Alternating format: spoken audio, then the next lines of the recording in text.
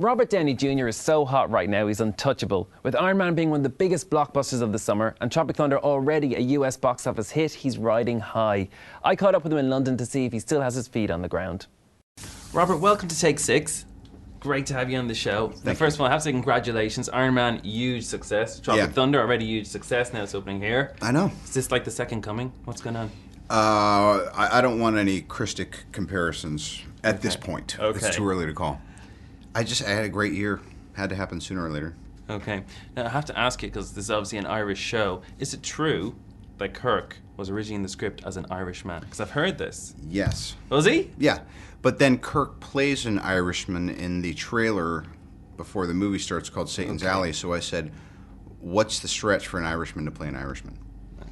That way I could also get a little Daniel Day, a little Colin Farrell in there, and then finish strong with a little Russell Crowe tribute, and I could hit all the top dogs. Have you ever been to Ireland, do a bit of research, get a bit up on the accent? I've never been there once. I cannot wait to go. You'll have to come over and try out our Guinness.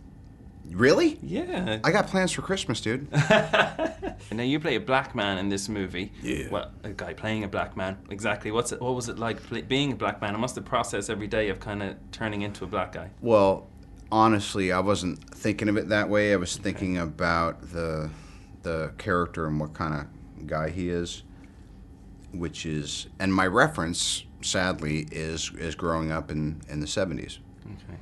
Unfortunately. So I think about Fishburne in Apocalypse, and I think about the coolest guys I ever saw, and then I get to imagine myself being the coolest, most beautiful black man on the set, second most beautiful black man. Thank you very much. In this room. Well, actually, I'll let you know a secret. I did a bit of theatre before, and actually, I'm actually white. This is a bit of makeup. But I wanted to ask you. I am deeply offended. It's fun. Did you have fun yourself? Because it's fun going around the streets as a black guy. It's really fun. I was very happy when Brandon T. Jackson's parents said that I reminded them of his uncle.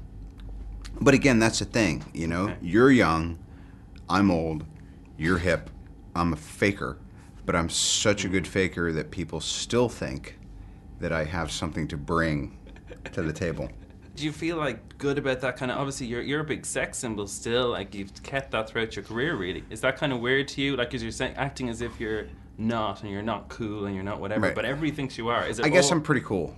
I think you're cool. Cool enough that I landed a good gal, and we're married, and I'm a big square, and I need to be. I don't have room, in case you were speculating, for a single other scandal in the course of my personal life or my career. Okay. Now, I don't really think that puts the pressure on, you know? Yeah, totally. Now, come here, you talked about your wife. Yes. She produced Rock and Roll, a great movie. I don't know whether you saw it, probably did. I've seen it and I love it, and that's why I'm doing Sherlock with Guy Ritchie. I was going to say. With Susan Downey producing. Are you excited about that? When does that start? And who's going to play Watson? Is it decided? I heard Colin Farrell, Irish again.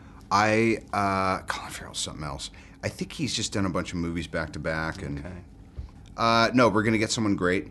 I think I know who it is, and we're gonna start shooting October 6th. So I'm gonna be here for the rest of the year, and one weekend I will get over to Dublin. You see, get Colin Farrell in, yeah. And you've got the excuse. Meet up with Colin just to discuss the role and stuff for pints. I don't know that we're gonna cast this to suit your needs. No offense.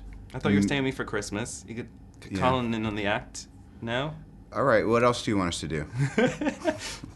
Go out, have some fun, we're cool with you. It is young masters such as yourself that really are controlling the industry, because you go online and you start blogging what's cool and what isn't, and then we have to adjust to suit your needs.